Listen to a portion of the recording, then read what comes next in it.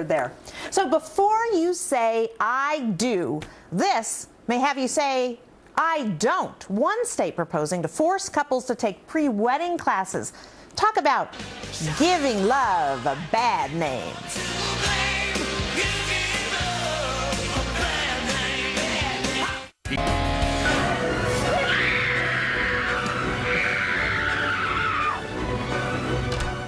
It's enough to drive brides berserk. Colorado, the latest state pushing for mandatory pre-wedding classes before letting couples walk down the aisle. 10 hours for your first marriage, 20 hours for the second, and 30 hours if it's your third. Thank God I don't live in Colorado. Okay, Tracy, do you say I do to this idea? Brenda, I did pre-Cana, I did therapy, I did everything with my now ex-husband. Apparently, you can't teach people to stay together. You grow, you change. This stuff just happens. You don't take compatibility courses before you walk down the aisle. Colorado is not going to teach people to stay together. Okay, Jonas, do you want the organization that gave us the post office and the IRS to be telling us how to stay married?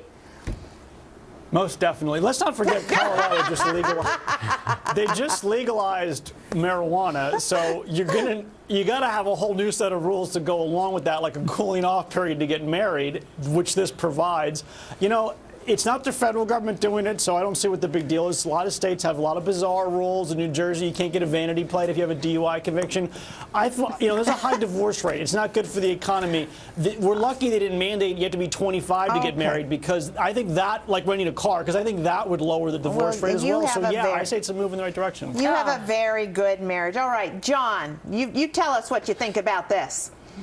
Jonas knows nothing about divorces. Look, I asked somebody who is a little bit of an expert on this, okay? There are a few of us on the panel, John. Exes spend a lot of money. It's actually very good for the economy. I'm happily married now. No pre-counseling this time. I hope whoever made this law was as high as Justin Bieber on that legal pot in Colorado, because otherwise they have to admit they are stupid. Stay out of marriage, government. But by the way, Colorado does have a great pro football team right now. That's true. All right, we'll have more on the Beeb coming up later. Mark, what do you think? Look, I'm not married. I haven't yet been married, but I happen to be really good at standardized tests, and I wonder if there's a testing component of this. Because then couldn't you... Then you could just lord it over your spouse the rest of your lives if you did particularly well on it. Okay. No, look, I think marriage is an education. You shouldn't require an education, from what I've been told anyway. And somebody who could teach us all about this is Gary B. Because you've been married how many years? It's going on 26. All right. Wow. And what do you think? You didn't take a class, did you? I take a class every day, Brenda. I'm going to be very honest. Well, that's why you're saying things like that. That's why you're still married. Look, in all seriousness, I wish someone had sat down. I mean, like I said, after 25 years, I still make mistakes that I wish I had, and I made a lot of them in the early years. But the fact remains, it's not the government's job to do that. If I had wanted to, I'm sure I could have read books and sought out counseling and done all that. Maybe it wouldn't have worked like Tracy. Maybe it would have. But that's not the government's role. It's not the government's role to tell us what to eat and all that other cockamamie stuff. Let's not talk about mistakes anyway. All right, thanks, guys. And thanks to Mark for joining us.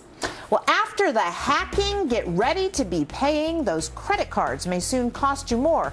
But is it worth every penny? Plus, how Arnold's pumping iron spoof could pump up profits for you. You have elbows and you have knees, so touchdown.